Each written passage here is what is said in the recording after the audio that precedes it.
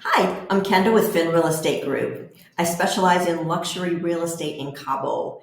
I think the number one comment people make about our booming Cabo market is that we are at a very high risk of a market crash, like what happened in the US market in 2007, 2008.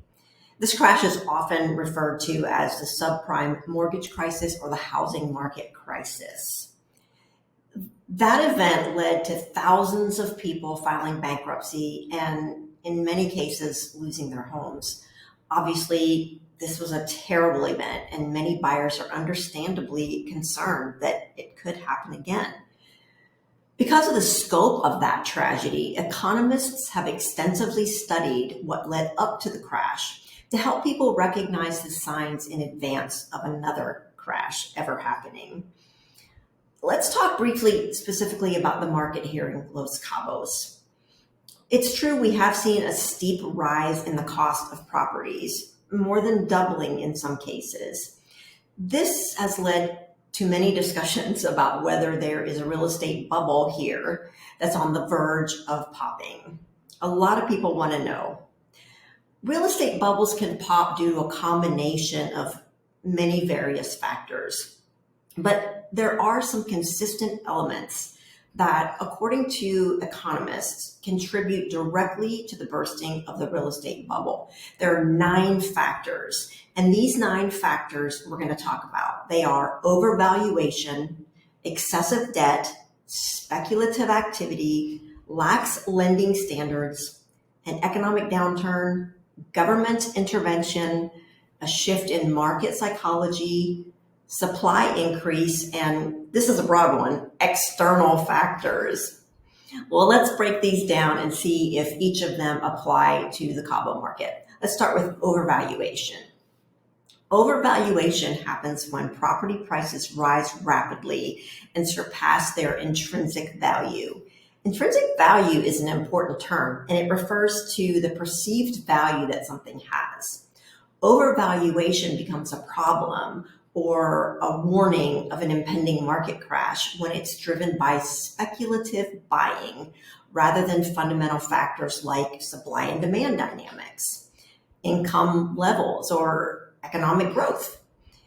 The economic stats in Cabo very clearly show that our rapid rise in property values was directly related to supply and demand dynamics, and also income and economic growth. So because of that, overvaluation in Cabo does not meet the definition of a warning sign of an impending bursting bubble. I give it a no. Number 2, excessive debt. This is a biggie. High levels of borrowing by both buyers and developers can fuel the bubble. When interest rates rise or lending standards tighten, it becomes harder for buyers to be able to afford their mortgages. This leads to a decline in demand and a potential default on behalf of the owners. Again, this standard is not an issue or a problem in the Cabo market. Cabo is a cash market. Mortgages are extremely rare here. Excessive debt is not a factor in Cabo. So again, I give it a no. Let's talk about speculative activity.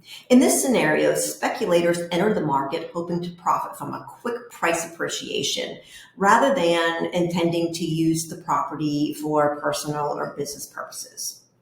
Their activities can inflate demand artificially and kind of exacerbate the bubble. So let's look at Cabo. Because we are a cash market and buying property in Cabo is more difficult for non-Mexicans, like foreigners like me, it's not an attractive place for quick speculative buying. Money laundering laws are extremely strict here, so it's not really a place to dip your toe in with speculative buying. I say pretty firmly that the Cabo market does not have this issue, so I give it a no. Number 4, lax lending standards.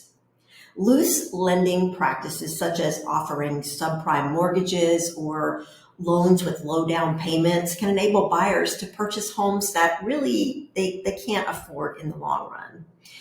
when these buyers default on their mortgages, it can trigger a cascade of foreclosures and distress sales, putting downward pressure on prices of homes.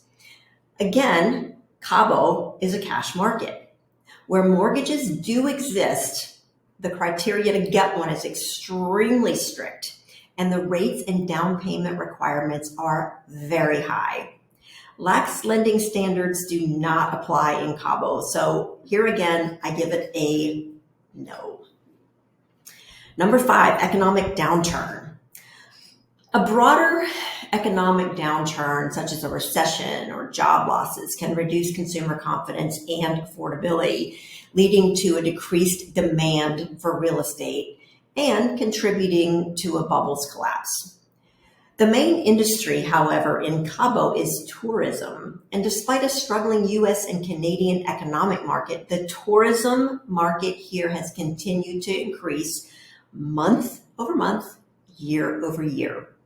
Most economic forecasters say that the economy in the United States and Canada should get actually better this year. So really that means even more people coming to Cabo. So the economic downturn has not really applied in Cabo.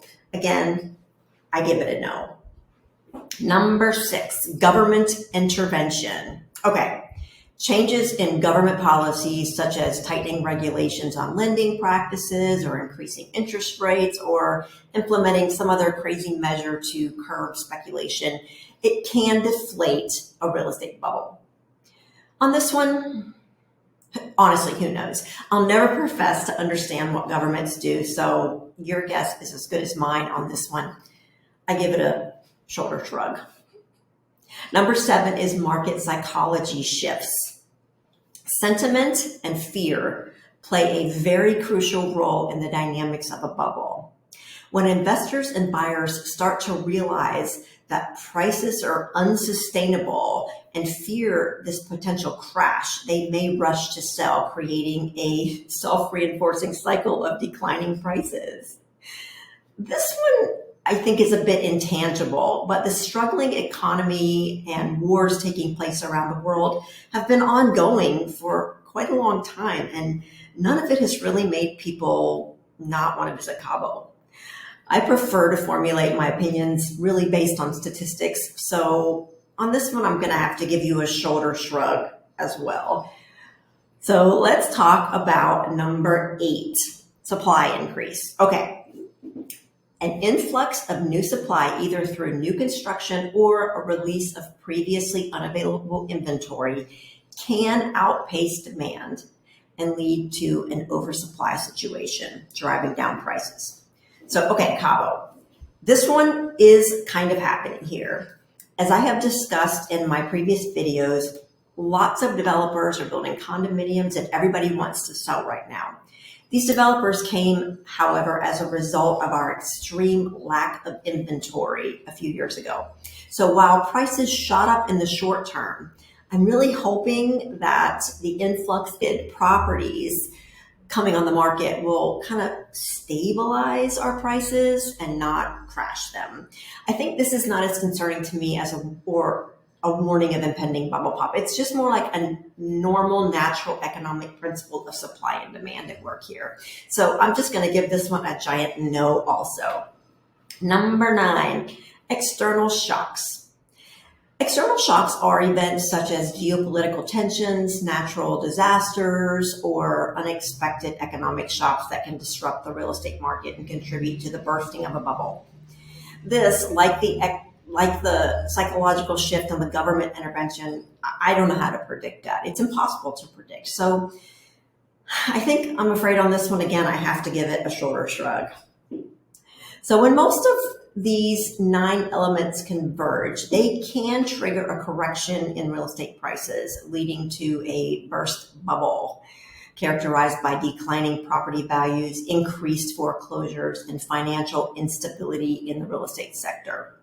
So of the 9 predictors, I think I've presented an argument that 6 do not apply and 3 are kind of unmeasurable. So who knows about those 3? Overall, I maintain my opinion that Cabo is not on the precipice of a real estate disaster. I should stress that the ways I interpret how Cabo measures up to these 9 warning signs are solely my opinion based on the data available to me and being in the thick of it every day. I'm not an economist and I don't profess to hold a crystal ball. I'm just a lowly real estate agent who kind of digs stats and likes to stay on top of what I think is happening here. So if you want professional advice, ask an economist. Well, thanks so much for watching. I really invite your comments and I appreciate you watching the video, and I hope to see you in the next one. Thank you.